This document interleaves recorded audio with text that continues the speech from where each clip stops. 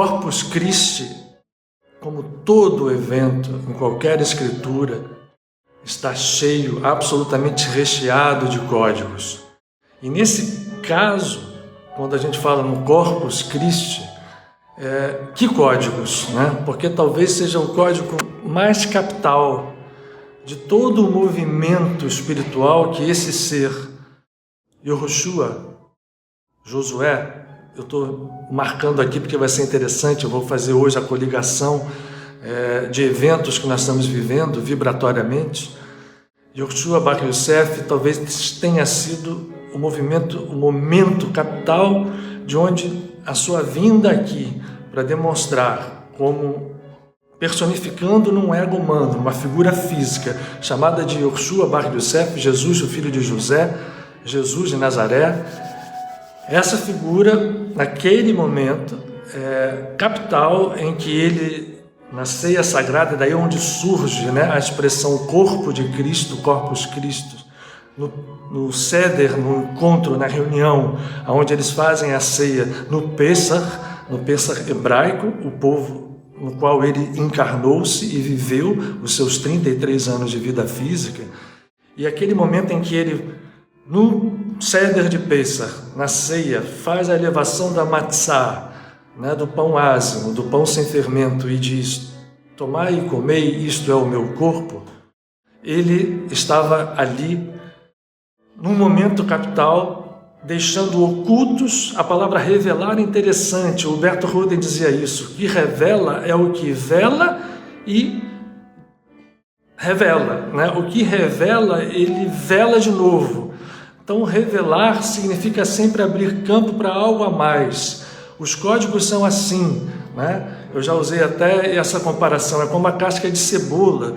Nós vamos entrando na profundidade deles, e no fundo é isso que os grandes avatares buscaram quando vieram a nós. Deixar esses códigos para que nós pudéssemos mergulhar neles, encontrar a realidade da nossa vida, encontrar o nosso real potencial, encontrar o que somos. Somos deuses, somos filhos da consciência cósmica e nos separamos por decisão própria, não sei quando nem como, isso ainda permanece um grande mistério, mas o fato é, nos deixamos levar, e os códigos e os símbolos nos relatam nas escrituras mais familiares a nós, mas em todas elas há essa informação.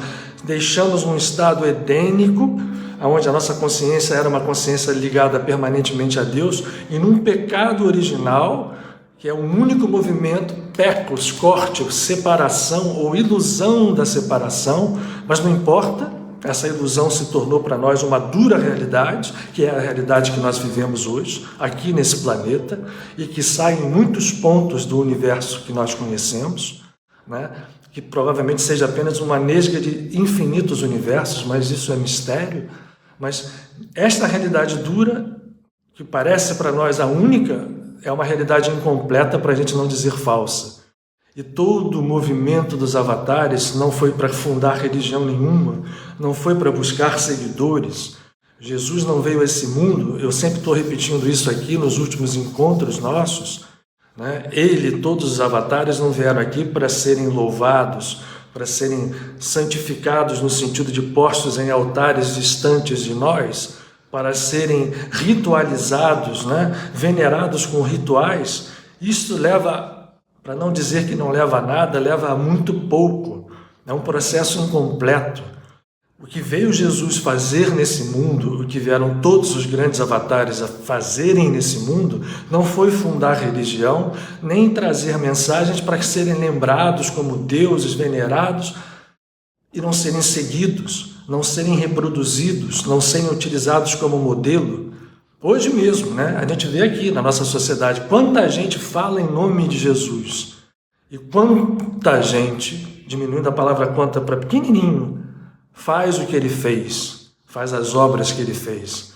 As obras de Jesus estão longe da violência, estão longe da separatividade, do egoísmo, do preconceito. Ao contrário, Jesus acolheu dentro da sua comunidade, de uma forma ousada, um cobrador de impostos, pescadores, ricos, pobres. Para ele não havia essa distinção que a própria religião que foi fundada depois, na esteira da sua vida, tentou criar. Vamos esquecer tudo isso.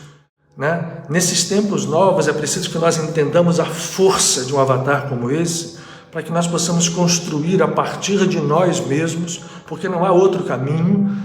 É preciso que nós façamos esse despertar consciencial para que as nossas ações dentro da sociedade espelhem completamente esse estado de consciência, e esse despertar nos leve reconstruindo a nós mesmos, ou melhor dizendo, reencontrando a nós mesmos. Aí nos lembrando do Zen budismo, indo direto ao ponto para sair de toda a ilusão que as estruturas do ego criaram e direto à essência, direto ao ponto, nós conhecermos a verdade. Isto é conhecer a verdade. Isso não pode ser definido, ninguém pode dizer que conhecer a verdade é isso ou aquilo. O conhecimento da verdade transcende completamente toda a linguagem. Não é nem uma metalinguagem. É uma ausência do que nós chamamos de linguagem, englobando em si mesma todas as linguagens, é um conhecimento puro. Esse conhecimento é o conhecimento da verdade. Nós estamos todos muito longe dele ainda, mas temos que ir para lá. E os modelos, os mapas nos foram trazidos, estão refletidos na vida, no conhecimento desses grandes avatares. Então hoje, quando a gente fala do Corpus Christi, dos códigos que estão ocultos dentro dessas estruturas, temos uma riqueza enorme de trabalho juntos. É isso que a gente pretende fazer hoje aqui. Trabalhar junto na busca desses códigos, não só para o nosso entendimento intelectual, mas para que seja também para nós um processo, uma ferramenta, uma vivência profunda, para que nós sigamos nesse caminho, no caminho que nós todos estamos buscando. Hoje, até dar o nome do nosso encontro, estamos falando de Corpus Christi, que é uma festa cristã e especificamente ligada ao catolicismo. Porém, ela se refere a um fato, como eu disse, vivenciado pelo Mestre de Nazaré e os seus discípulos, que eram todos hebreus, não eram judeus, porque os judeus são os filhos de Judá, da tribo de Judá, e ficou uma generalização muito ruim esse nome, mas é um nome sagrado. Eram hebreus de diversas tribos, galileus havia ali, mas no Seder de Pêssar, um dia chamado da última ceia, ele, reunindo os seus apóstolos, seguindo todas as tradições do seu povo, levanta o vinho e o pão, que até hoje, eu até falei isso quando nós estivemos aqui comentando o Pêssar, até hoje é feito pelas famílias de tradição hebraica, fazem isso, o vinho e o pão, e ele ergue o vinho e diz: tomai e bebei, este é o meu sangue que vai ser derramado em nome de vós, é o sangue de uma nova aliança. E erguendo a matzá, o pão ázimo, o pão sem fermento, diz: tomai e comei, parte o pão, este é o meu corpo, que será dado em nome de vós. Será dado a vós, desculpem. Isso nos evangelhos canônicos está em todos eles. No evangelho de João, esta cena não é especificada, mas ele, e é muito importante a gente falar aqui, no evangelho de João, que eu reputo como um evangelho mais profundo, próximo inclusive de uma tradição gnóstica que foi muito combatida pelos que se tornaram os cristãos católicos com o tempo. O evangelho de João, antes deste Seder de Pêssar, a chamada última ceia da Páscoa, ele reúne os seus discípulos no templo de Jerusalém, pregando também às pessoas. Ele dizia: aquele que não comer da minha carne e não beber do meu sangue, esse não encontrará, e não estará comigo, e não encontrará o caminho do Pai. É preciso que você coma a minha carne e beba do meu sangue. Imaginem as pessoas que ouviram isso e interpretaram isso de uma forma literal. Está lá escrito no Evangelho de João. Muitos o deixaram, porque ao ouvir isso, assim, como é que eu vou comer a carne? Eu não sou canibal dessa pessoa. Como é que eu vou beber o sangue dele se eu não sou um vampiro? Quem olha pela literalidade entendeu assim, e muitos deram no pé. Mas Jesus nunca em nenhum momento da sua vida, por mais que ela tenha sido uma vida física, com 33 anos, onde ele viveu ao lado dos seus discípulos, onde ele mostrou a humanidade do ego como semente da divindade do eu crístico, em nenhum momento ele deixou nenhuma palavra, nenhum ato que não devesse ser interpretado como fonte de conhecimentos a serem entendidos em níveis cada vez mais profundos, ou seja, em códigos. Assim como no chamado Antigo Testamento, na Torá, no Tanar, nos profetas, na Neviim, todas, no Bhagavad Gita, vamos sair da tradição judaico-cristã, nos sutras budistas, toda a escritura sagrada, ela deve ser vista e vivida para ser bem compreendida. Assim, há uma superficialidade, há uma roupa, uma roupagem, e nós vamos desnudando até chegar aos níveis mais profundos, e são muitos. E hoje aqui a gente quer tratar disso quando a gente se refere a este ato capital de Jesus de Nazaré, naquele momento sagrado, onde na lua cheia de Nissan, do signo de Áries, e ele escolhe o momento perfeitamente, onde o seu povo se reunia para celebrar uma festa de libertação. Isso era o Pêssar, salto, não é só passagem, como muita gente fala e espalha. Pêssar é saltar por cima, é passar saltando. O que saltou? O anjo da morte. Não foi o povo que fez a passagem, o povo saiu, foi liberto, mas na noite do Pêssar, o anjo da morte salta por cima da casa de todo o povo hebreu no Egito, porque estava marcada a sua porta com o sangue do cordeiro. Olha o código aí. O sangue do cordeiro marcando os portais significa o sangue, ou a estrutura, ou tudo aquilo que o ego tem de mais profundo dentro dele, marcando o portal. A porta é a entrada do nosso ser. Vamos para o código. A porta da nossa alma, a porta do nosso ser está defendida com o sangue do cordeiro. E por isso o anjo da morte não mata o povo hebreu, que pode sair e se libertar. O que Jesus faz? Conhecedor profundo dos mistérios sagrados, de conhecimentos não atingidos ainda nem por nós, como todo ser desperto, ele sabe e escolhe o momento sagrado do Pêssar, da Páscoa, para também celebrar uma libertação. E qual libertação? Certo que a libertação do povo também é código, e a gente vamos falar inclusive de uma coisa hoje por causa das coincidências de dias. Eu não quis começar por aí, mas vou chegar ali. Mas ele quis mostrar uma libertação que estava codificada já naquele momento, quando o povo sai do Egito. O povo sai da escravidão. Mitzrayim, Egito em hebraico, significa estreiteza de consciência, escravidão nos sentidos físicos, escravidão nessa realidade dura que a gente vive aqui e que acredita que seja ela a única fonte da existência. O real é o que a gente toca, pé, come, cheira, luta, batalha. Então nós estamos presos dentro dessa ilusão de que o real seja só isso. Na verdade, essa história está virada de cabeça para baixo. O real, o verdadeiro, parte de cima, de uma consciência infinita e vem chegando até nós. Mas quando nós cometemos esse pecado original, a gente corta, ou pensa de corta, mas criamos uma barreira que nos prende aqui. Isto é Mitzrayim, o Egito. Este é o código. Quando o povo sai, a morte não atinge, eles se libertam. Yoshua Bar Yosef, Jesus de Nazaré, vai fazer o mesmo, vai pegar aquele momento de libertação no dia exato em que isto ocorre e é comemorado, toda a lua cheia de Áries, dia 14 do mês lunisolar de Nissan. Jesus faz a sua ceia com seus discípulos e diz a eles: se preparem, porque eu vou entregar o meu corpo físico e vou deixar para vocês um outro corpo, a minha carne, o meu corpo, o meu sangue, para que vocês comam e bebam. E o que fez muitas pessoas se escandalizaram profundamente e deixaram, muitas largaram, não queriam nem mais saber de Jesus, porque ouviram, porque para eles foi uma barbaridade.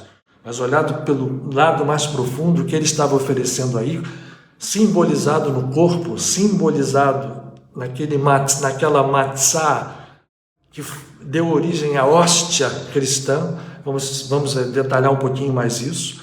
A matzá, o pão ázimo, o pão sem fermento, elevado por ele partido, diz: este é o meu corpo, tomai e comei.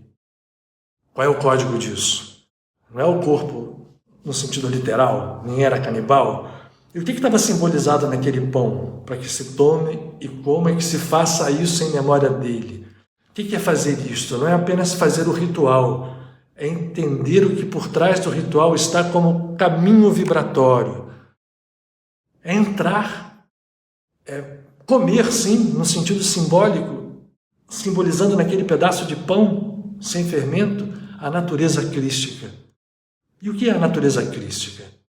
É a consciência dentro de cada um de nós, desperta em níveis mais profundos e mais amplos ao mesmo tempo, de uma realidade a qual nós desprezamos todos os momentos. Porque nós que vivemos presos aos conceitos pura e simplesmente físicos, no sentido de informações do mundo, dos sentidos físicos que a gente chama de material, já erradamente, porque já sabemos que isso que a gente chama de matéria não é matéria, é energia pura, né? A ciência do século XIX e XX derrubou todos os conceitos que nós tínhamos de matéria, né? Isso aí é tácito hoje, apesar da gente não ter trazido isso para a nossa vida comum, a gente continua acreditando que matéria é uma realidade, mas a nossa realidade é uma consciência que está oculta e que precisa ser desperta. E o que ele, Jesus, faz naquele momento é dizer: percebei o que eu vou fazer. Eu estou entregando o meu corpo físico para que eu, 3 dias depois, vou retomar essa vida física para mostrar que a morte física não tem poder nenhum, nem realidade nenhuma. Fazei isto em memória de mim, buscai comer a minha carne, o meu corpo. Buscai, portanto, através do ato simbólico de ingerir, trazer para dentro de você esta realidade verdadeira. O eu superior, o eu crístico, o eu búdico, a consciência crística, a consciência cósmica, a consciência desperta, a consciência, seja qual for o nome que a gente dê, significa um estado de consciência que nos conecta com esta realidade superior e nos permite fazer movimentos profundos na vida que estão vinculados à ordem certa, vamos chamar assim, a raiz de onde as coisas vêm, de onde elas nascem. E a raiz está no alto, simbolicamente, né? Porque está em planos superiores de realidade. Se nós vamos a esses planos, se nós buscamos o Espírito, como foram as palavras dele, todo o mais virá. Nós criamos então um processo que permite que nós materializemos no mundo físico. Não é que a gente vai parar de agir fisicamente, mas nós vamos conectar a nossa ação física a esta realidade, a esta essência, e a nossa ação vai ser muito mais poderosa. Ele exemplificou isto como? Curando pessoas, mostrando, né, que a realidade física pode ser dominada por uma consciência desperta em outros níveis de realidade. E naquele momento sagrado do Corpus Christi, ele quis deixar aquilo claro: tomai e comei, porque este é o meu corpo. Procurem. O que é comer o corpo de Cristo? É buscar essa consciência. É seguir tudo aquilo que ele, nos 3 anos de vida, nos disse para fazer. O que ele diz? Olhai a vida com um olhar como o nosso Criador olha. Um olhar profundo de amor, um olhar profundo de luz, um olhar que não enxerga necessariamente no outro o seu defeito, porque isso imediatamente, não tenham dúvida, quando a gente enxerga um defeito no outro, é que algo daquele outro, algo daquela ação está dentro de nós estamos espelhando.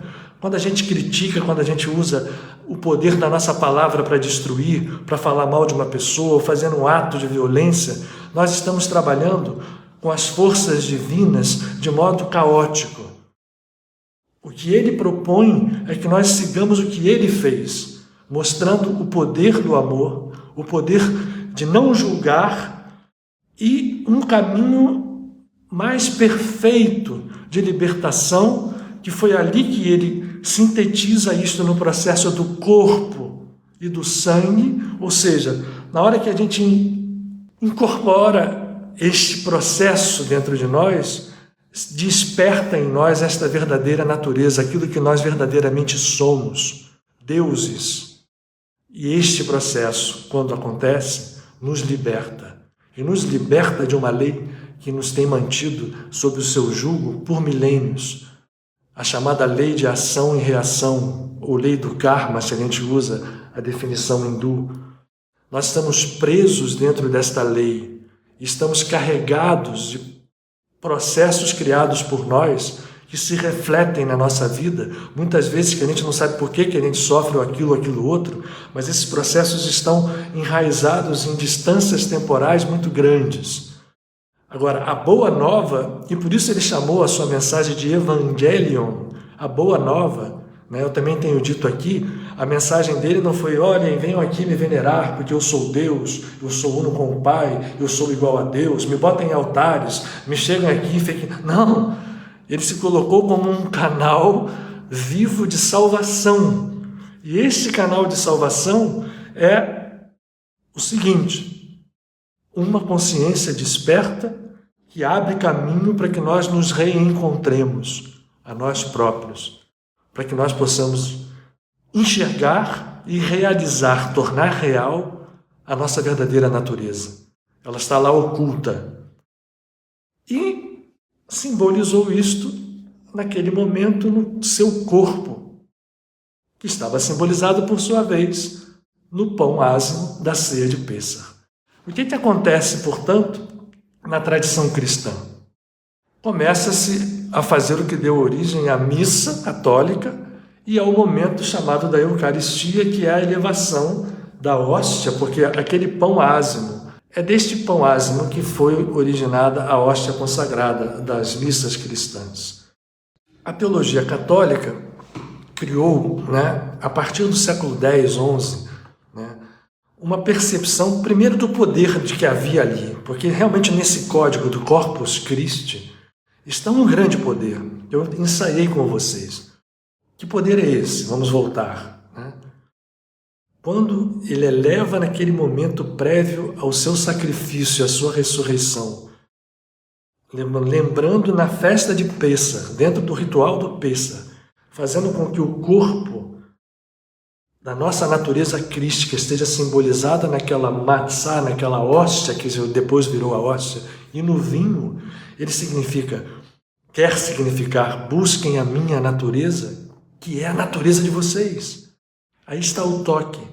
Porque quando vocês fazem isto, vocês estão comendo, e lá no Evangelho de João está, a minha carne e o meu sangue, ou seja, estão incorporando a minha natureza. Estão fazendo com que a minha natureza seja a natureza de vocês.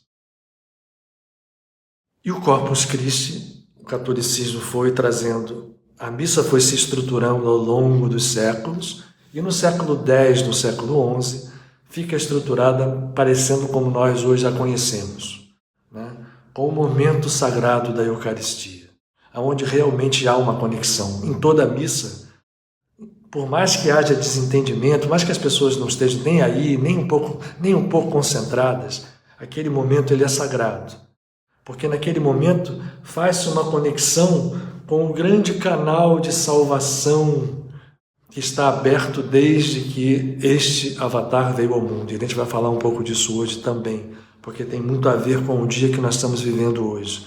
Corpus Christi foi, nessas coincidências misteriosas que nós estamos tendo, foi unido a um dia muito especial na tradição do povo de onde veio Jesus e numa porção da Torá especialíssima, que tem tudo a ver com os questionamentos que nós fazemos, com as fraquezas que nós demonstramos dia a dia e com tudo aquilo que dia a dia nós desperdiçamos nas nossas caminhadas no tempo.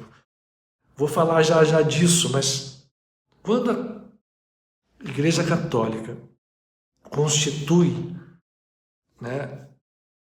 o que a gente chama de festa de Corpus Christi, ou do corpo de Cristo, ela estava querendo caracterizar que na hóstia consagrada havia, e hoje a gente sabe isto como dogma da transubstanciação, o corpo de Cristo ali material.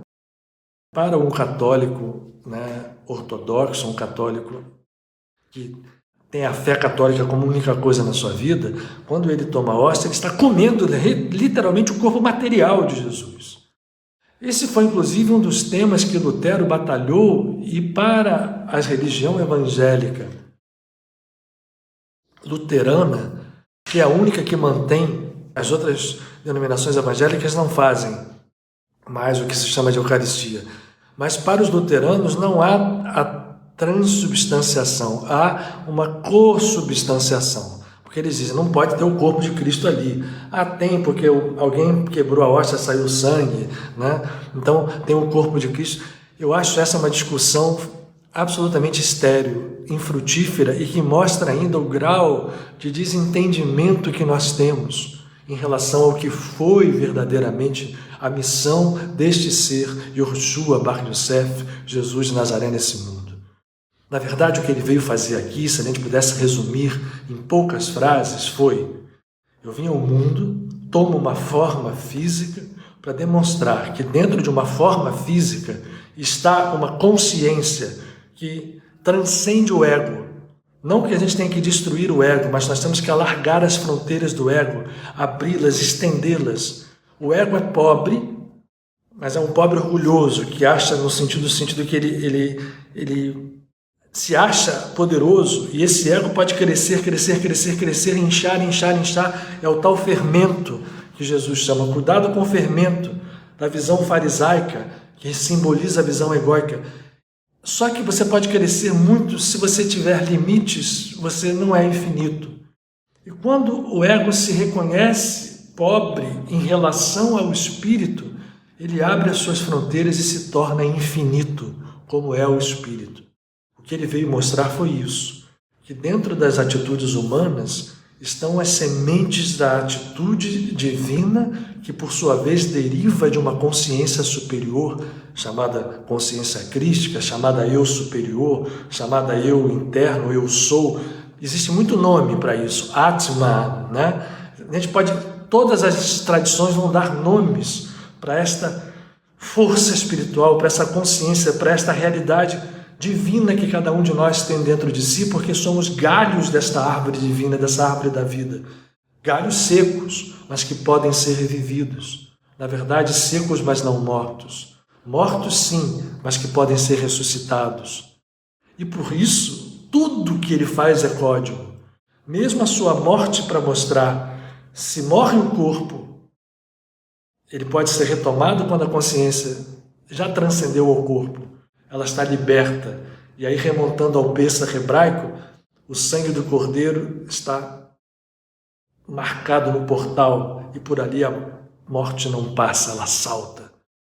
Jesus sabia disso com tanta realidade, não só sabia como vivia, que ele demonstrou isso se entregando. E ele se entregou porque ele passou 3 anos falando tudo que ele falava e ninguém conseguia prendê-lo. Por quê? Porque é um ser desta ordem, um ser que desperta essa natureza crística, desperta um poder. Ninguém coloca a mão, ele está aí livre, indene do mal. E ele, mostrando isso durante os 3 anos, deixou muito claro que quando nós queremos, nós podemos fazer o que ele faz. E o que ele deixa para nós como símbolo é comer o seu corpo. Isto fica claramente postado e claramente colocado na Eucaristia. E o Corpus Christi, a hóstia consagrada, então, possui uma grandeza infinita. Nós não estamos aqui para discutir se é o corpo físico do Cristo, se não é, se tem. O que a gente entende é que naquele momento sagrado, o código é revivido. E o código que foi criado naquele momento sagrado também, lá no Pêssach, há 2021 anos atrás, onde Yoshua Bar Yosef, reunido com os discípulos, levanta um matzá, né, a mãe da hóstia, e diz: este é o meu corpo. Codificado ali está a minha natureza crística. Vocês façam em memória de mim todos os dias. Comei, incorporai esta natureza, despertai esta natureza. Nela está poder. E como é que se desperta?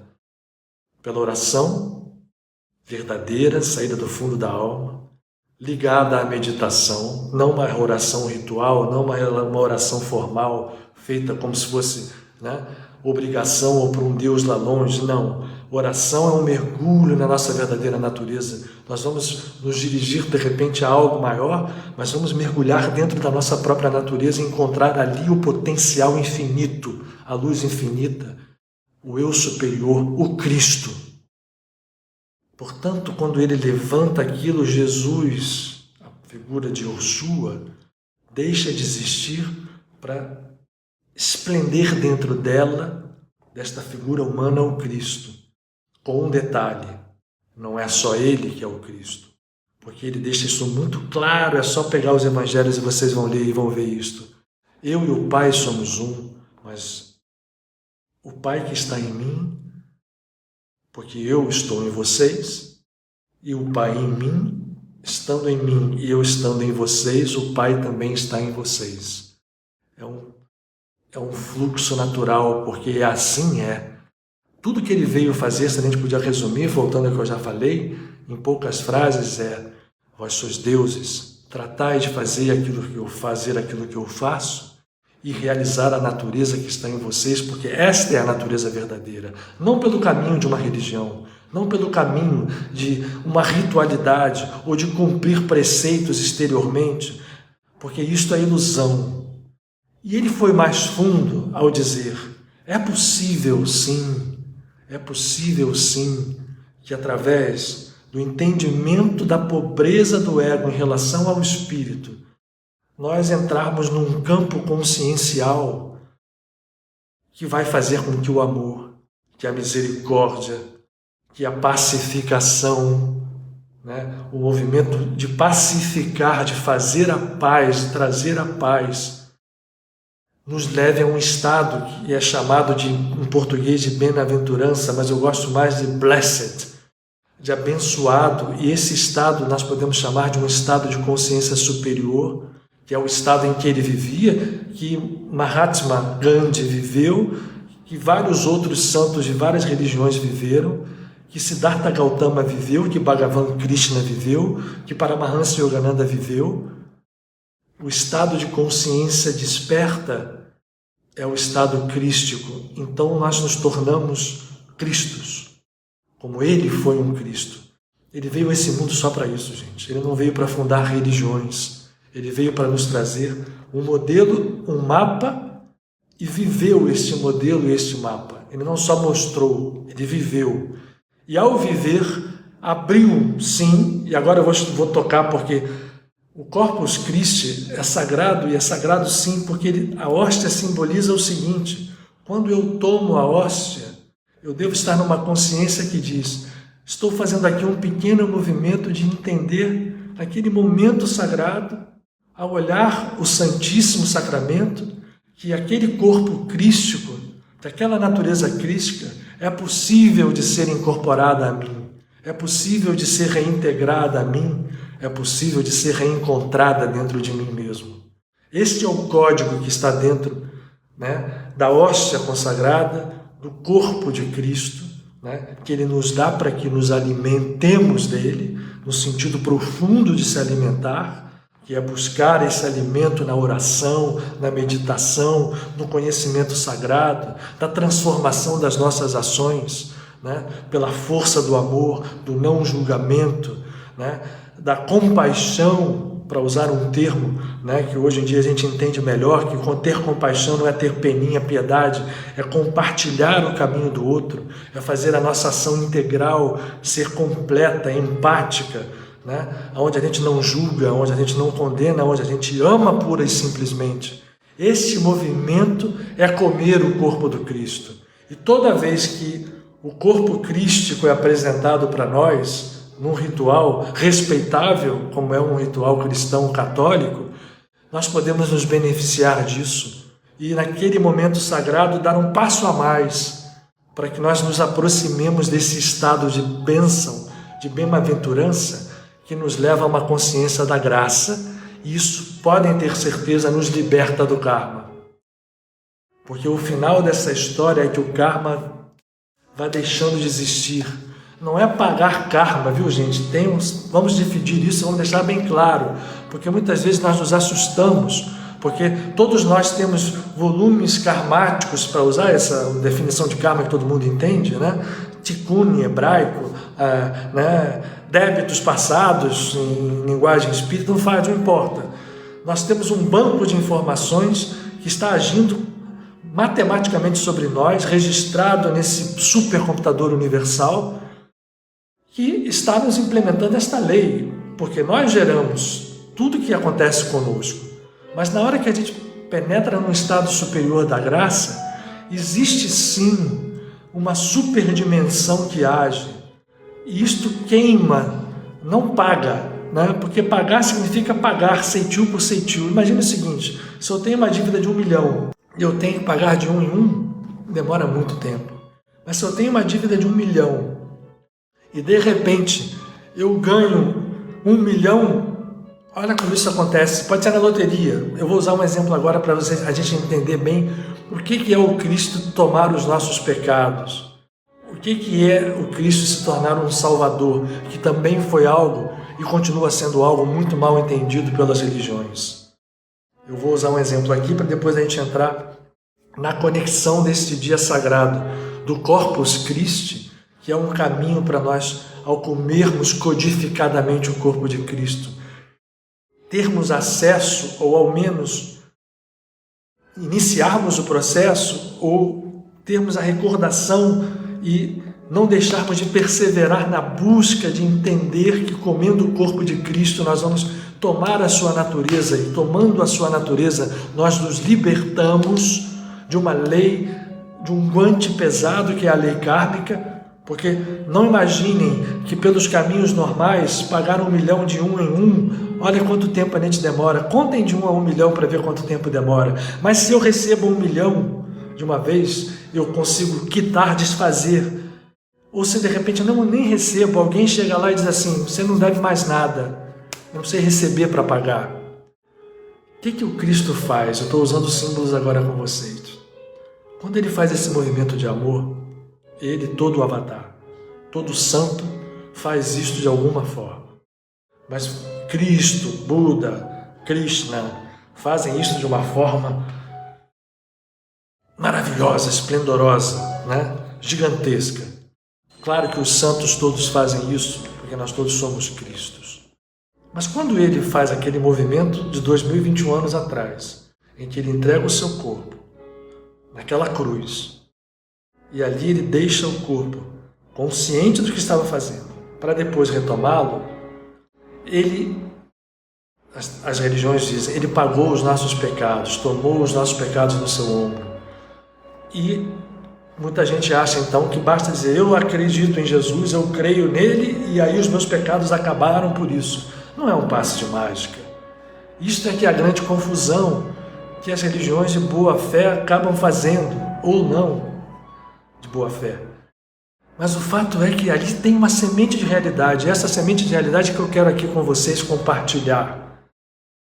Quando um ser desta ordem faz esse movimento, ele realmente abre um canal de salvação. E como é que funciona esse canal? Não é simplesmente chegar e dizer, eu creio em Jesus, ele pagou meus pecados, eu estou beleza, e muita gente acredita mesmo nisso e acha que pode pecar porque Jesus já pagou. Não é assim. Como é que ele fez? O que ele fez? Eu vou tentar trazer um símbolo bem simplório quase para vocês. Vocês conhecem essa história de que está na moda agora das pessoas, tem esses bares aí que alguém chega lá e paga uma refeição e deixa paga? Para quem chegar lá e não ter dinheiro, comer a refeição, sabem disso, né? Isso às vezes na Europa é comum, aqui no Brasil andou tendo essa moda, né? Deixa pago, olha só, estou deixando aqui 10 almoços, 10 almoços pagos. 10 almoços pagos. Para quem quiser chegar e comer. O que a gente precisa fazer? Vou mostrar o Jesus, quando ele vai para o mundo espiritual, ele deixa pago uma soma de estruturas kármicas nossas. É como se alguém tivesse chegado, né? Estou usando uma figura aqui, como se alguém tivesse chegado num local, num restaurante, vou usar essa figura, e deixasse pago ali milhares de refeições. Para quem? Primeiro para quem for para lá. E ir para lá não significa dizer assim, eu acredito que ele deixou lá pago para comer, então eu vou comer. Porque isso é o que uma tradição religiosa comum nos induz a fazer. Jesus pagou os nossos pecados, então eu tenho que me associar a essa religião, fazer isso, ir naquilo, ir no culto, ir na missa, ir no centro, e aquilo está resolvido. Não. Está pago, mas eu preciso ir lá e comer a refeição. O símbolo que eu quero trazer para vocês é que comer a refeição é o movimento que nós estamos falando aqui de comer o corpo crístico. Se eu não vou em direção àquele que pagou, aquele que deixou um canal de salvação aberto, e não como, tudo isso é simbólico, tá, gente? É código que eu estou revelando. Se eu não vou e não como a refeição, se eu não como o corpo crístico, eu não vou me integrar eu não vou me alimentar. Então, o que ele deixou pago lá não vai adiantar nada. Se está pago e eu não vou ao local e como me alimento desta refeição, ninguém vai saber, nem eu mesmo, nem vou aproveitar porque eu não vou me alimentar. Eu preciso ter o movimento. Isto é a lei da graça, isto é a remissão de pecados, isto é absorver karma de terceiros.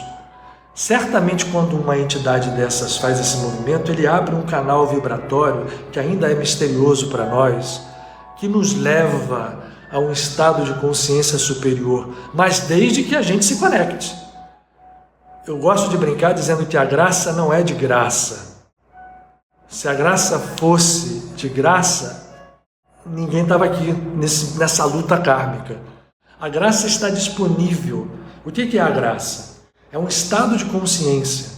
E quando a gente se conecta a esse estado de consciência, a gente rompe laços kármicos, que pode ser um rompimento total, pode ser uma limpeza kármica, o potencial existe. Uma limpeza kármica absoluta, ou se parcial, muito intensa. O que Jesus fez no seu movimento do Calvário até a ressurreição foi deixar um canal vibratório, como paguei milhares de refeições kármicas, ou milhões, ou bilhões, ou o que seja, é um canal de consciência.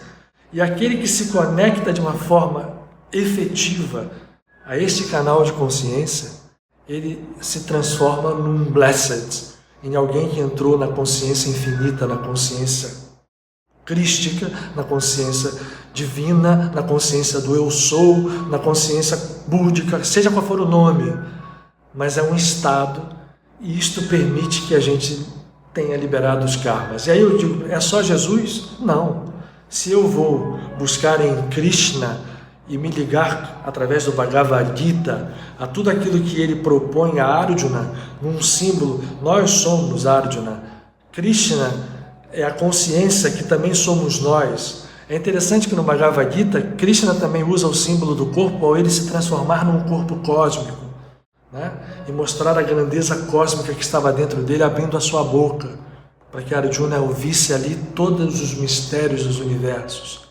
Pois Cristo usa um outro movimento, é o movimento de mostrar que a morte física numa cruz só mata o ego, e que o ser crístico retoma plenamente, perfeitamente numa ressurreição plena, toda a sua vida que jamais perdeu.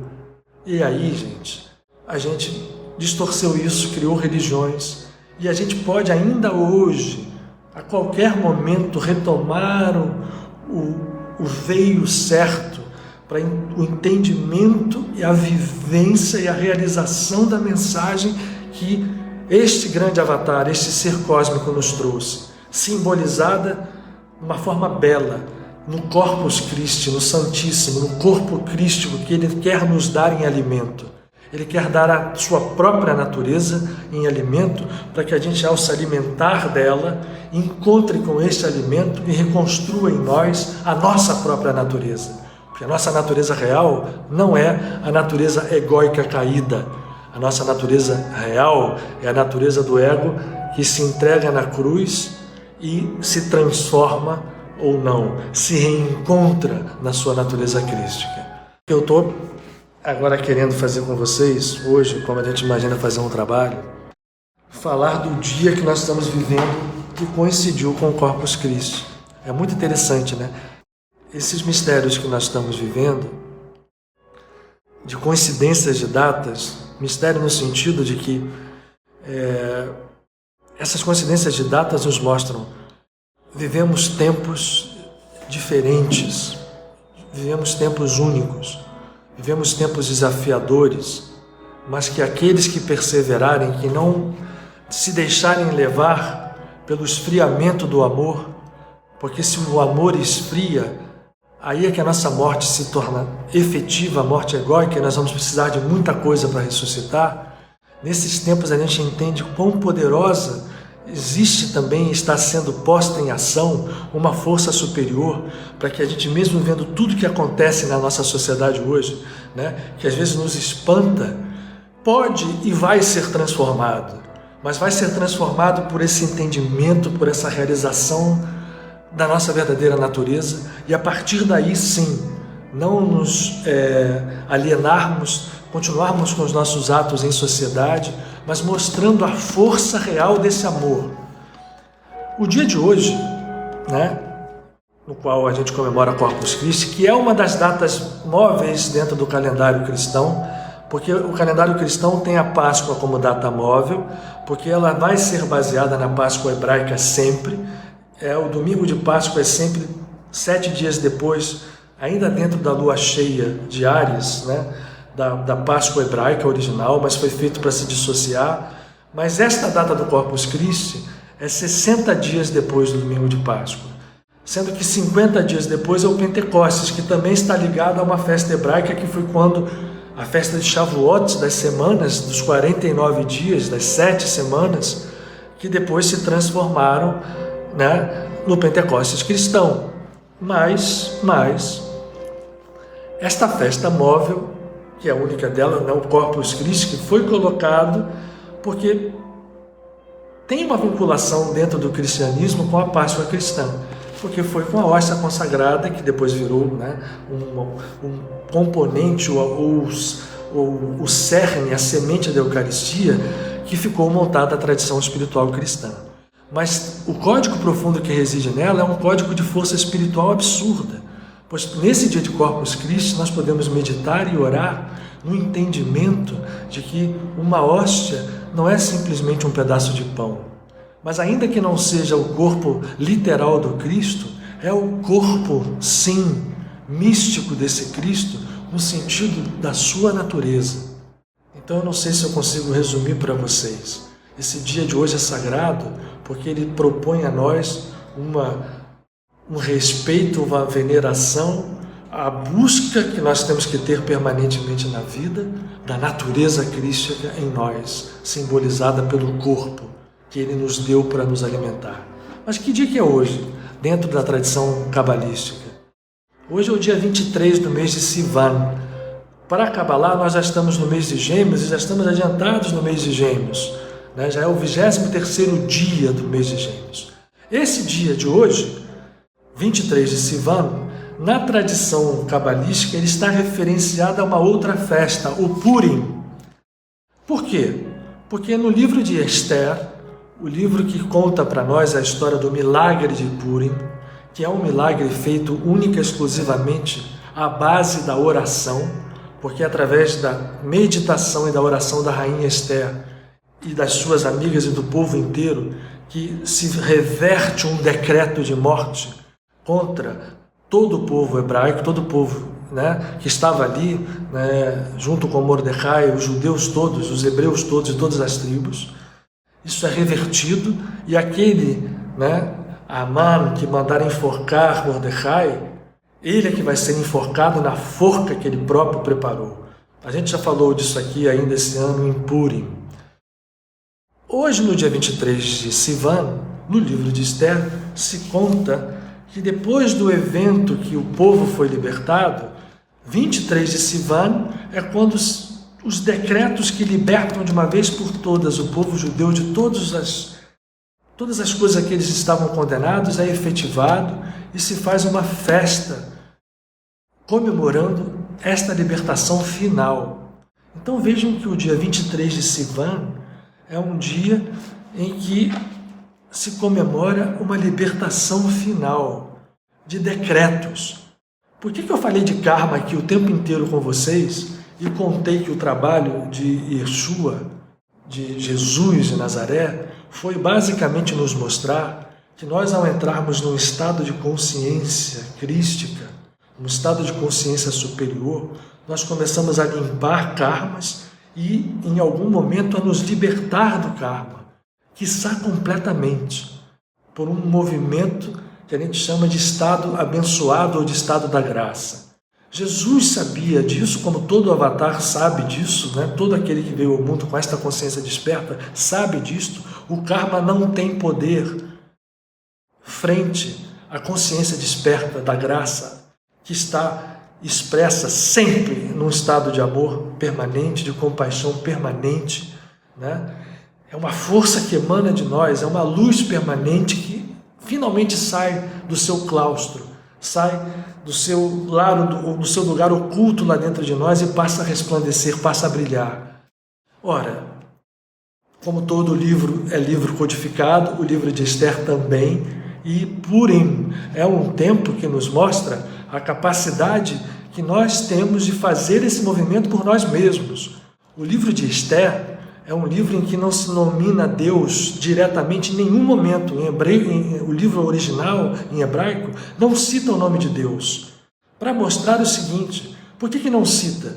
Porque os nomes de Deus, a presença divina, está oculta dentro de nós. E nós não sabemos disso, ou mal utilizamos isso, né, fazendo com que essa energia se expresse através do ego, que é divino. Mas o nome, a realidade divina, a consciência divina está oculta ali dentro e nós desprezamos. Mas quando a gente faz o movimento, e esse movimento se faz através, todos os mestres dizem, oração, meditação, ações absolutamente conscientes, movidas por esta consciência, palavras absolutamente conscientes, movidas por esta consciência, atos. Tudo isso é num fluxo integrado, completo, unificado, não falso, não dissociado, não separado. Isto é um vivenciar de divindade. Isso é vivenciar de divindade em nós. Este grande processo deve partir de nós. E o livro de Esther é um dos símbolos mais fortes disso, porque o nome divino não está mencionado ali, mas Esther se reúne com as suas amigas, existe um decreto de morte já chancelado pelo rei. O rei, que é um símbolo também, a recebe depois que ela fica 3 dias em jejum e oração e reverte esse decreto, como eu falei. E aí, isso se dá no mês de Adar, que é o mês de peixes, mas só no dia 23 do mês de Gêmeos, que é hoje, agora não é mais hoje, porque já estamos em Shabat, já passamos para 24, mas o dia 23, que foi o dia de sexta-feira, é o dia onde a gente pode reverter decretos. E o que é reverter decretos? É reverter condições kármicas. Decretos são coisas que nós mesmos causamos, não é um Deus que castiga e dá uma punição. São processos que nós geramos com a nossa consciência partida que se refletem nas nossas vidas. E o dia de hoje é uma abertura cósmica que nos permite entrar num estado de reversão de decretos, ou seja, de limpeza kármica, porque não é Deus que castiga, somos nós que criamos, então é de nós mesmos que tem que partir esse movimento, que foi o que Esther fez e foi o que Jesus mostrou. Quando ele diz, tomai e comei do meu corpo, ele está dizendo, busquem se alimentar da minha natureza, para que vocês e eu sejamos um. Esse é o código de Corpus Christi, e o Corpus Christi nesse ano cai misteriosamente e de uma beleza fantástica no mesmo 23 de Sivan. Olha que beleza, isso que eu quero ressaltar para vocês. Temos a coincidência de datas, uma festa católica, né? Onde nós podemos criar, e a Casa de Padre Pio nos dá esta condição de trabalharmos com várias tradições livremente. Aqui é liberdade, aqui não é julgamento, aqui não é ego, né? Que o ego cheio de melindres, cheio disso, daquilo, eu estou incomodado, eu não sou, aquilo me chateia, aquilo... Não, gente. Equanimidade é estarmos acima disso tudo, é estarmos mais poderosamente livres disso tudo, livres dos nossos julgamentos, livres dos nossos achaques, dos nossos melindres, de tudo aquilo que a gente acha que nos incomoda. Quando a gente mergulha na nossa natureza divina, nós vemos com o olhar divino, e isto é o que nós estamos buscando. E quando Jesus levanta o matzá dizendo isto é o meu corpo e busquem isso, é o mesmo que Esther fez. E aí nós conseguimos os milagres. Aí nós conseguimos fazer a natureza aparentemente dura, real, não se mexe. Nós conseguimos mostrar que ela não tem nada de real nem de dura. Ela pode ser transformada pelos processos de consciência, por essa energia oculta, que está aqui oculta, que está presa, que está perdida dentro de nós. Ela vai ser achada como um tesouro verdadeiro. E quando a gente conquista isto, todo o mais vem, a nossa vida reflete isso, e nós podemos fazer a vida da sociedade refletir isso também, porque não vamos querer isso só para nós, porque isso continuaria sendo sempre ego. Não adianta eu meditar, orar e querer só eu melhorar, despertei a consciência, mas estou esquecendo as pessoas que estão ao meu lado, estou esquecendo aquelas pessoas que caminham comigo, aquelas pessoas que são oprimidas, que sofrem. Jesus não esqueceu, né? Ele foi o tempo inteiro um amigo de todos aqueles que sofriam, mas nunca disse tem que ser pobre. Não, o que ele dizia é abundância infinita, portanto ela pode ser repartida para todos. A sociedade pode ser justa e ela será justa quando a consciência for desperta. Então é preciso que haja ousados, que haja pioneiros que venham e consigam vencer as barreiras do ego.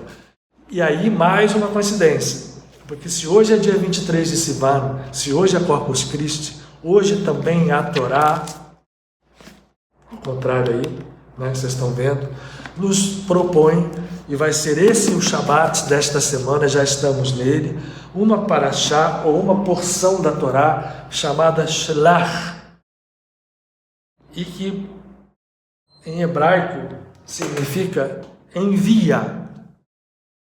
E esta porção, Shlach, que está em hebraico, Vayomer Adonai El Moshe Shlach Lecha, e é misteriosa já no começo, envia a ti. Por que envia a ti? Né?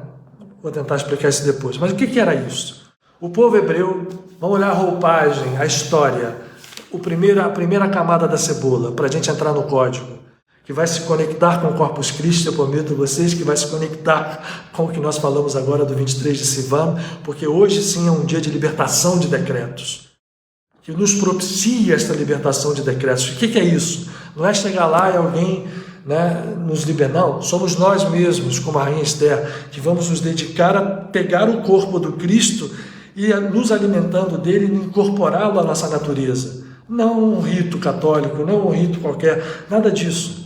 Um movimento profundo da alma, um código revelado e aplicado por nós que devemos meditar e nos curar, nos transformar efetivamente.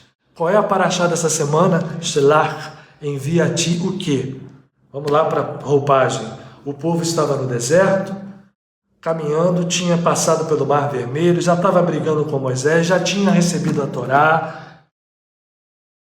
E vocês sempre ouviram que o povo ficou 40 anos no deserto, não é isso?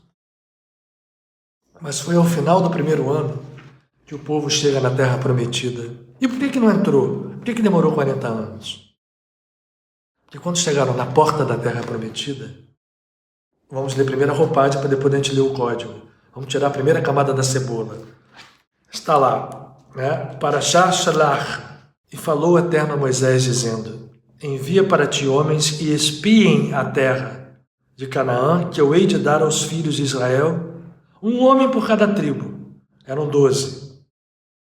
E que eles vão lá e vejam a terra. Envia a ti já soa meio estranho, mas eu sempre digo que o hebraico é uma língua absolutamente codificada. E envia a ti, quando a gente sair da história, a gente vai entender. Um homem de cada tribo, de cada uma das 12 tribos, para espiar a terra e ver a terra que eu vou dar a vocês. E eles foram. Dentre esses 12, cada um de uma tribo, estão Oshea e Caleb. Hoshea era o 13º, filho de Nun, e Caleb da tribo de Judá.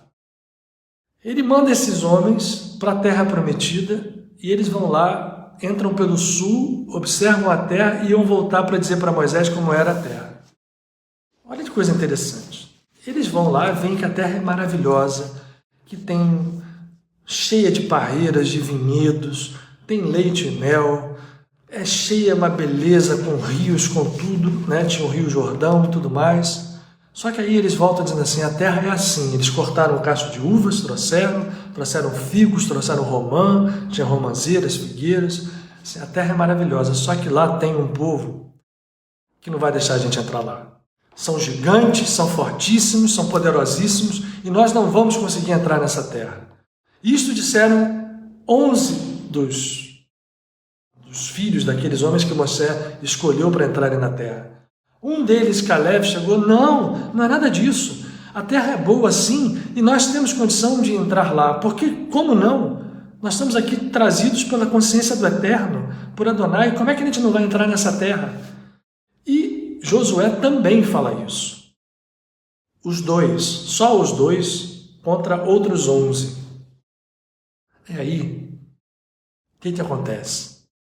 O povo que estava ali preferiu ouvir os 11 do que ouvir a esses dois.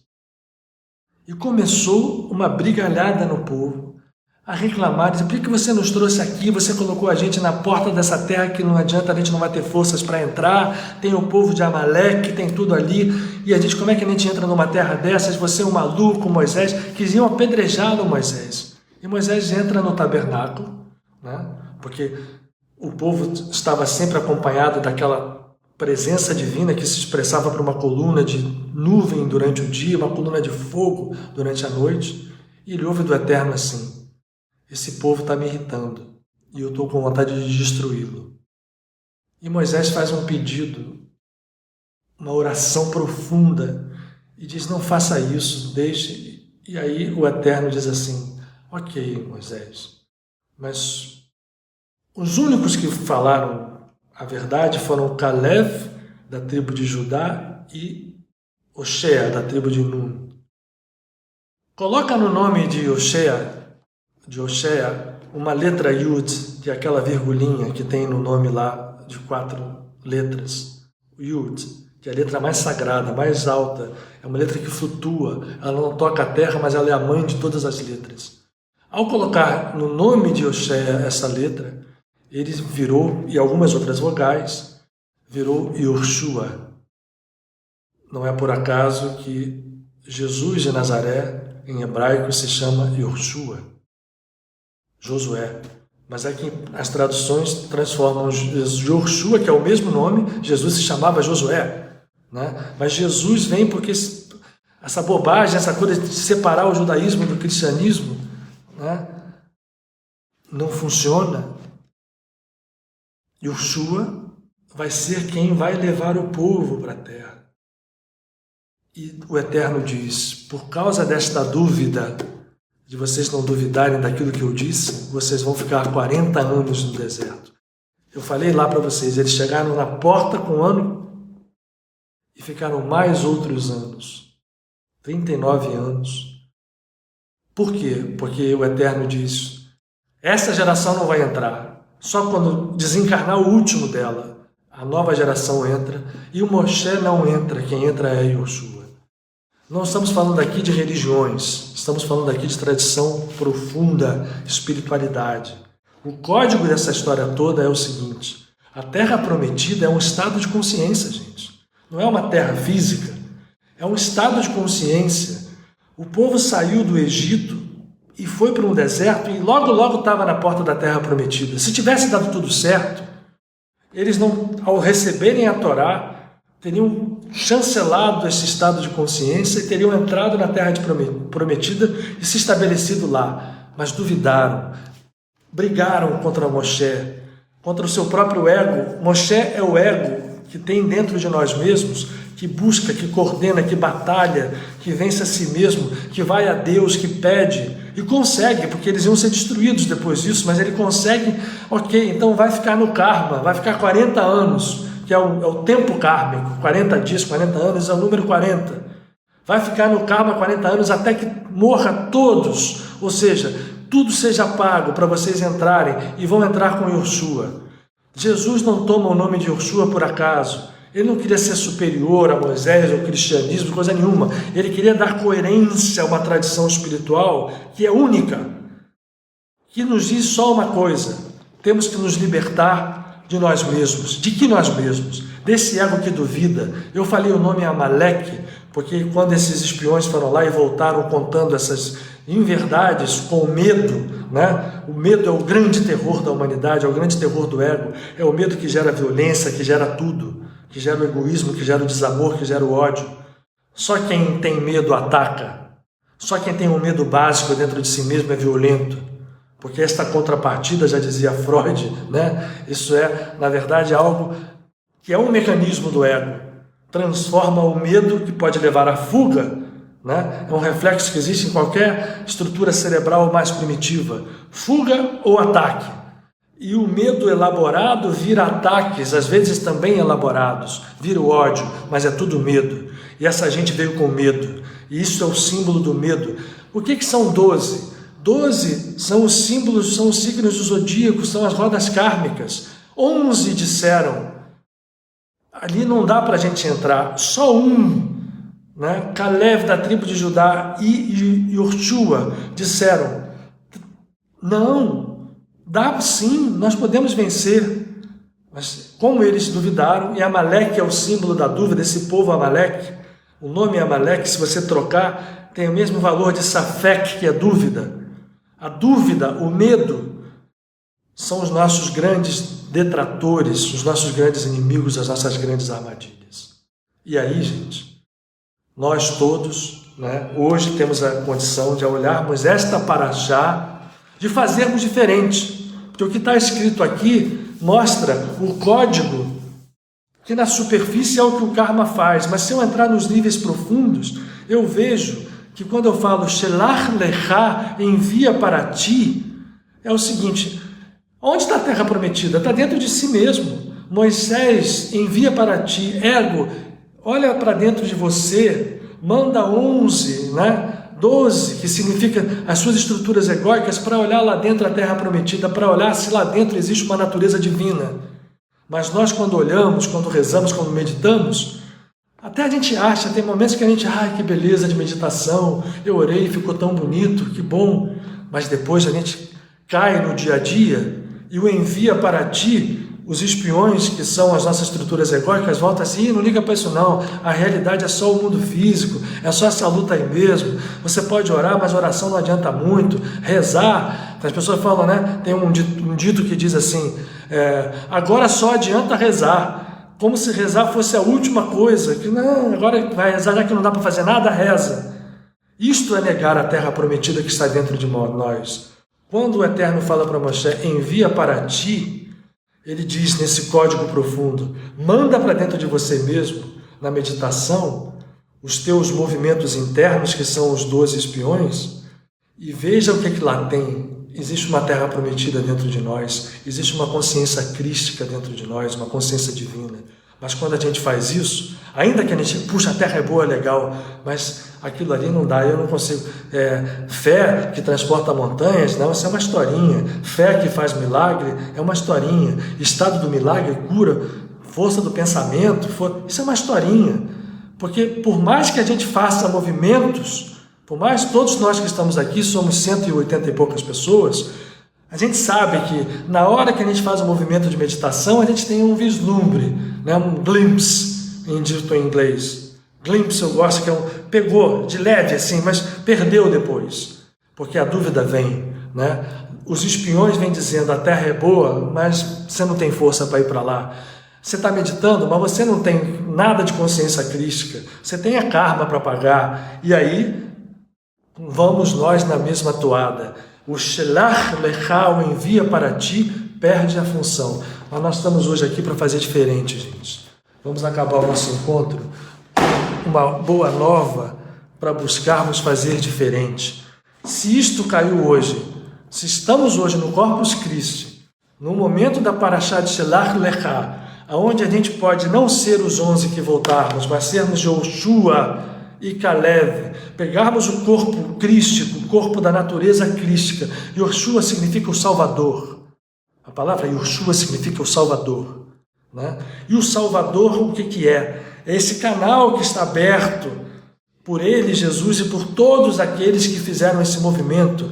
E quando a gente entra dentro e vai nos alimentar da refeição que já está paga por eles, que já abriram esse canal para nós, ele e todos os santos de todas as religiões, nós conseguimos vencer o nosso medo, o nosso ódio, o nosso ego, conseguimos fazer com que esses espiões não digam mais que a terra é boa, mas não dá para entrar nela.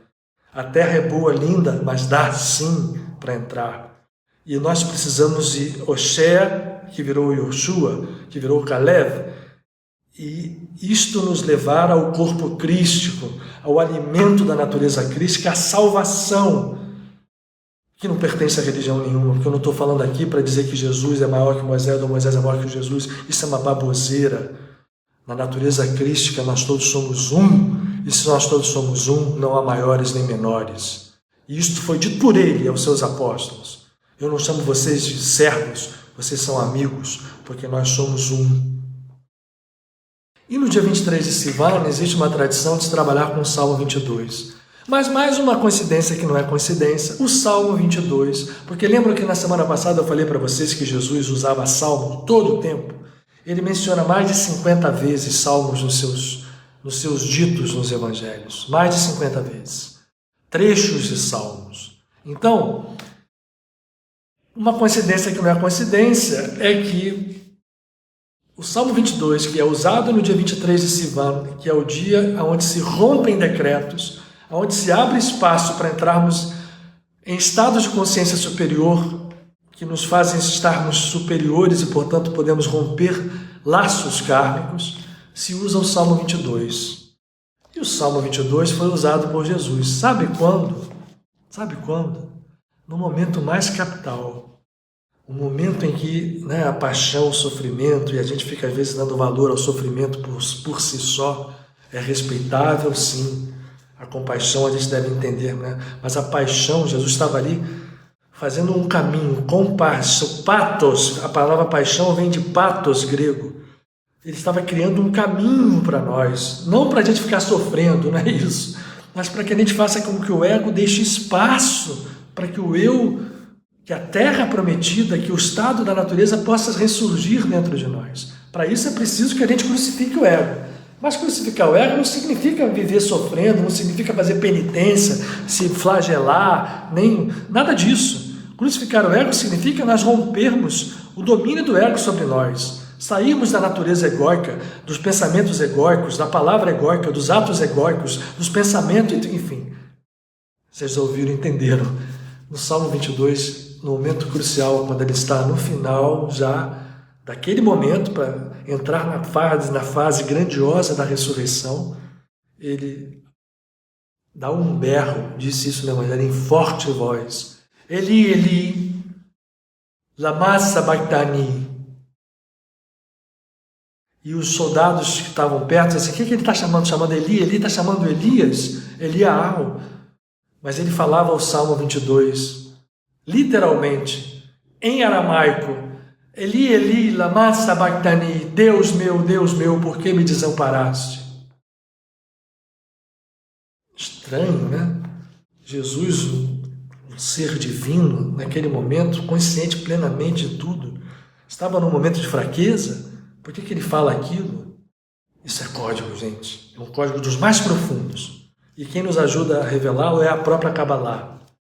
E o Salmo 22, então, é usado nesse dia, porque qual é o poder do Salmo 22, que é o que nós vamos trabalhar hoje, agora? Nos ajudar a limpar, livrar-nos de laços kármicos. Por que razão? Esta frase, que em hebraico eu vou ler o Salmo para vocês, ele é belíssimo. Em hebraico é Eli, Eli, lama azavtani. Em aramaico é sabachthani. É bem parecido, as línguas são parecidas. Meu Deus, por que me abandonaste ou por que me desamparaste? O código que está aí é o seguinte. O ego, que naquele momento né, está de braços abertos, na árvore da vida num Y, vocês não estão vendo aqui, mas, né, eleva-se a quem? Eli, Eli, é um nome divino que nos conduz diretamente à misericórdia. É um nome que tem El, que é o nome da misericórdia, a letra Aleph e a letra Lamed, com o Yud, aquele Yud do Yoshea, aquele Yud de Yoshua, o Yud do tetragrama. É o ego se dirigindo ao eu.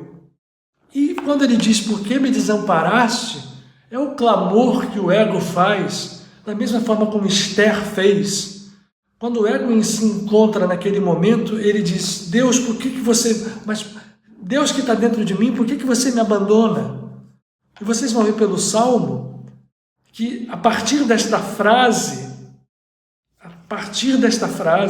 se constrói um processo vibratório que mostra, não, eu não te abandonei, ao contrário, eu estou em você e eu te liberto.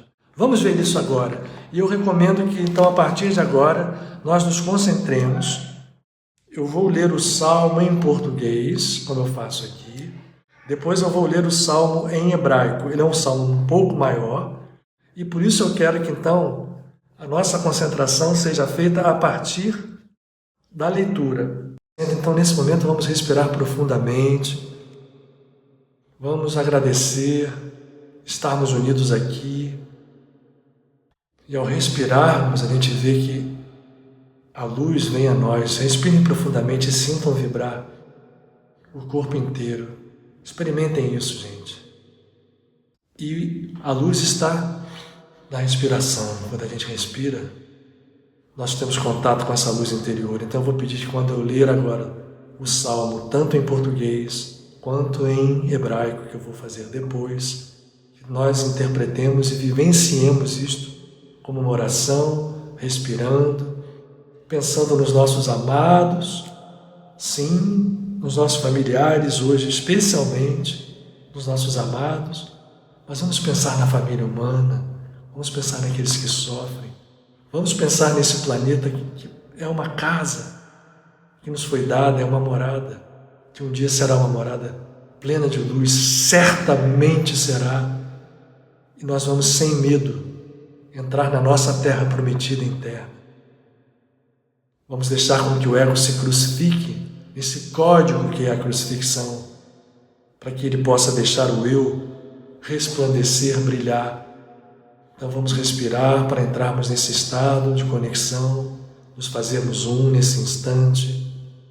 E eu vou começar a leitura em português. Ao mestre de canto, acompanhado pela melodia Ayelet HaShehar, um salmo de Davi. Meu Deus, por que me abandonaste? Por que deixaste tão distante a minha salvação e ignoraste o meu gemido angustiado? De dia eu clamo e à noite não silencio, e tu não me escutas. Mas tu és santo, e a ti se dirigem os louvores de todo Israel. Em ti confiaram nossos patriarcas, confiaram plenamente, e tu os resgataste. Clamaram a ti e foram salvos. Em ti tiveram fé e não foram desiludidos. Quanto a mim, sou como um ser pequeno e não homem, opróbrio da plebe, vergonha do povo. Zombam de mim os que me fitam.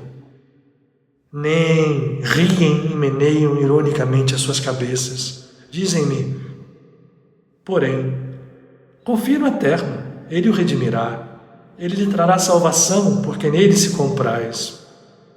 Tu me tiraste do ventre materno e me fizeste sentir seguro contra seu peito. Desde o meu nascimento, em teus braços fui entregue. Mesmo antes de nascer, já eras meu Deus. Não te afastes de mim, porque muito próxima está a aflição e não há quem me proteja, senão tu. Touros furiosos me cercaram, touros de Baxã me rodearam, abriram contra mim as suas bocas como um leão que estraçalha e ruge. Eu sinto-me como água derramada que não pode voltar ao seu recipiente. Meus ossos fraquejam, Meu coração parece ser de cera, de tal forma se derrete dentro de mim. A minha força parece secar, a minha língua está colada. Cães me cercam, uma turba de perversos me rodeia. Atacam meus pés, as minhas mãos, como se for um leão. Eu verifico como estão meus ossos enquanto eles me observam e tripudiam. As minhas roupas entre si repartem, as minhas vestes tiram sortes com elas.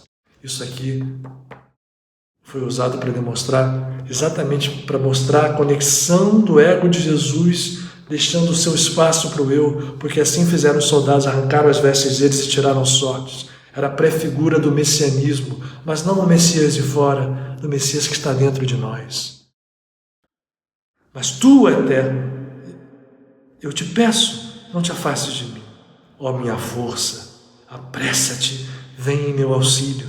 Salva a minha alma da espada, a minha vida das presas dos sabujos. Livra-me da boca do leão, resgata-me dos chifres dos touros selvagens. Estão a salvo, e eu então a salvo proclamarei o teu nome a meus irmãos. Eu louvar-te-ei do seio da multidão. Vós que sois a semente de Jacó, honrai-o, reverenciai-o, todos vós, descendentes de Israel. Porquanto não desprezou nem ignorou a angústia do aflito, e dele não escondeu a sua face, e atendeu a sua oração, atendeu a sua prece. Graças a ti eu poderei proclamar o meu louvor a todas as multidões. Eu cumprirei as minhas promessas na presença daqueles que têm a ti o temor e o amor.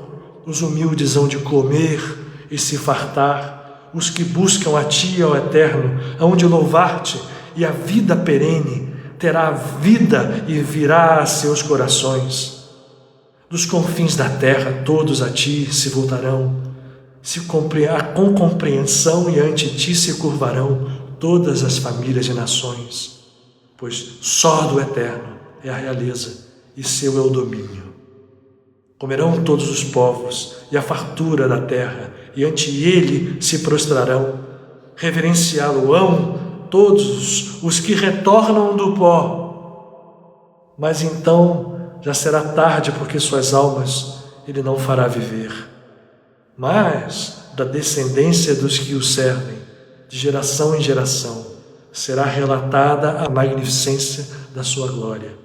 Anunciarão às gerações vindouras a bondade dos seus feitos. Gente, isso aqui é um código atrás de código e significa o caminho. Se nós olharmos, é uma oração poderosíssima, vocês viram. É uma oração de aflição e de salvação da aflição. Ela pode ser usada por nós em todos os momentos que estamos aflitos. É o primeiro e mais imediato uso dela. Estamos precisando de alguma coisa? Vamos ao Salmo 22 e vamos olhar, pode ser em português mesmo. O hebraico é a língua mantra que eu vou ler em hebraico agora, mas ele tem alguns trechos que eu vou ressaltar para vocês no hebraico e em português, porque, como eu sempre digo, são trechos mânticos que estão dentro do Salmo. Então vamos manter essa nossa concentração agora, vamos respirar profundamente, vamos fazer os nossos pedidos pessoais, para que se rompam os nossos laços kármicos, para que o nosso pedido saia do fundo da alma, como saiu aqui nas palavras do Cristo, na sua crucifixão, porque o nosso ego, de alguma forma, está num momento, a nossa sociedade está, mesmo que a gente não saiba disso, num momento de crucifixão. Então nós vamos dizer sim, Eli, Eli, lama sabachthani. E no versículo 5 deste Salmo, no versículo 5 está: em ti confiaram os nossos patriarcas, confiaram plenamente, e tu os resgataste. Esse versículo 5 eu vou ressaltar quando eu lê-lo aqui em hebraico, porque ele tem uma força mântrica. Isso fortalece a nossa fé. Assim, os patriarcas são o quê? As estruturas egóicas que nós temos lá dentro de nós, que podem fazer esse movimento. Isso já foi feito no passado, então dentro de nós está a natureza edênica, está o Cristo. Vamos fazer esse movimento para que a gente possa ressurgir. Não que a gente retorne do pó, mas que a gente ressurja como a geração que conseguiu entrar dentro da misericórdia, da compaixão, do Erech Pai em Deus largo em sua misericórdia, é largo no seu amor. E quando a gente se conecta com a compaixão, quando a gente cria o amor dentro de nós, quando a gente faz esse movimento, esse amor nos redime, ele nos livra do karma, ele nos tira de todas as prisões. Versículo 5. למנצח על הילד, השחר מזמור לדוד. אלי לי למה עזבתני, רחוק משבתי דברי שאגתי, אלוהי יקחה יומם ולא תענה, ולילה ואילו דומיה לי. ואתה הקדוש יושב תהילות ישראל, בך בטחו אבותינו, בטחו ותפלטמו. Esse é o versículo 5. בך בטחו אבותינו, בטחו ותפלטמו. בך בטחו אבותינו, בטחו ותפלטמו. אליך זעקו ונמלטו, בך בטחו ולא בושו. ואנוכי תולעת וללא איש, חרפת אדם ובוזי עם. כל רואי יליגו לי, יפתחו ושפה יניעו ראש. גול אל אדוני יפלטהו, יצילהו כי חפץ בו. כי אתה כוחי מבטן, מבטחי על השדה עמי. עליך השלכתי, מרחם מבטן עמי, אלי אתה. Deus nos livra, Deus nos salva, Deus nos traz a sua presença. É a tua proteção, Eli אתה. אל תרחק ממני, כי צחק חובה, כי מנזר. סבבוני פחים רבים בני בשן, כי תחרוני. פצעו עליי. פיהם אריה טורף ושואג. Nenhum touro, nada que vai nos cercar vai nos atingir. Se cercam ou não nos atingem. כמים משפטי ותפרדו כל עצמותיי. היה ליבי כאדוני נמס בתוך מעי. יבש כחרס כוחי ולשוני מודבק מלכוחי, ולעפר מוות תשפטני. כי סבבוני כלבים מדת מחרים, הקיפוני קרי ידיי ורגליי. אספר כל עצמותיי, המה יביטו יראו בי. Porém, depois de todo esse sofrimento,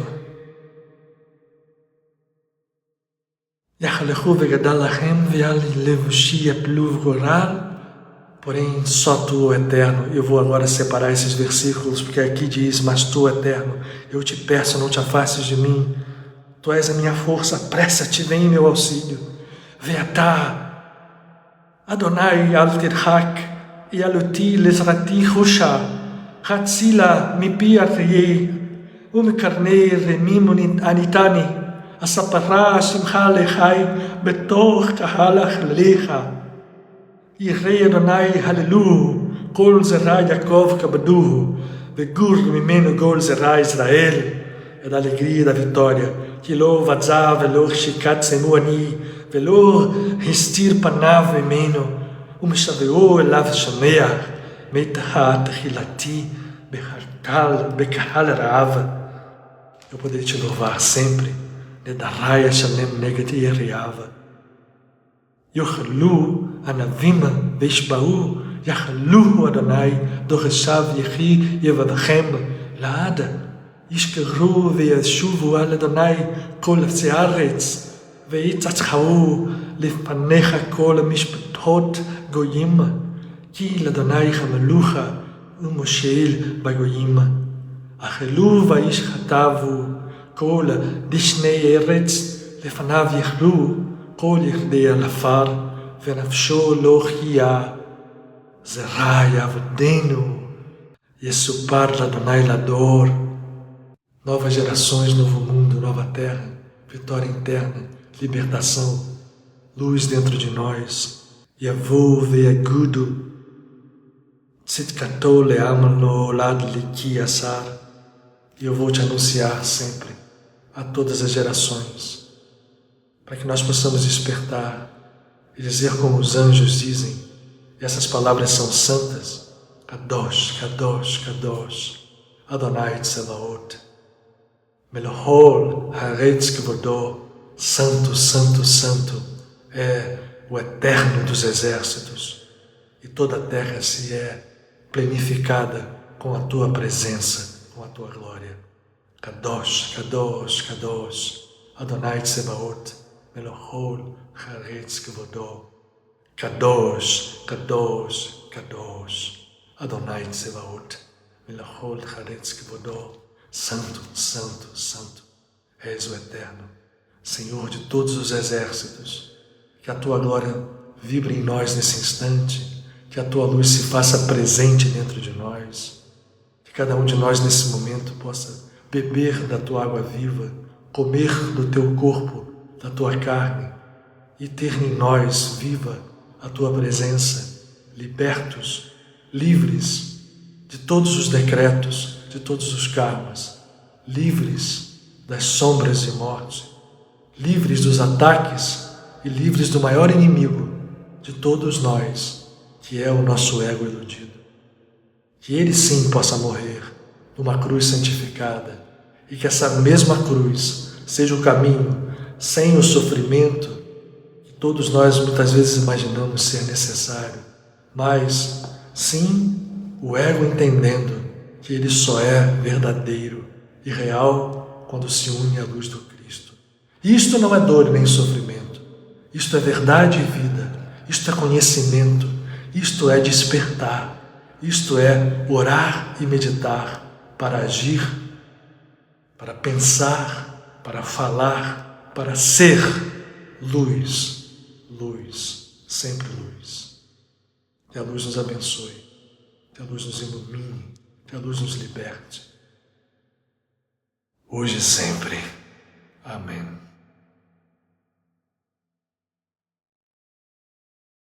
Vamos nos juntar agora coração a coração, gratidão a gratidão. Nesse momento os anjos estejam presentes nos libertando, a cada um de nós e a todos aqueles ligados a nós, até que toda a família humana também o seja. E isso será.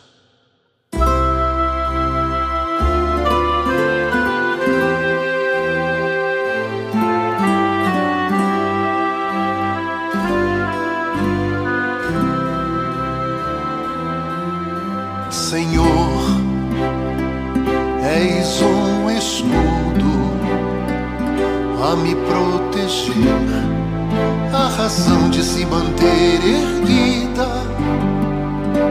a minha cabeça.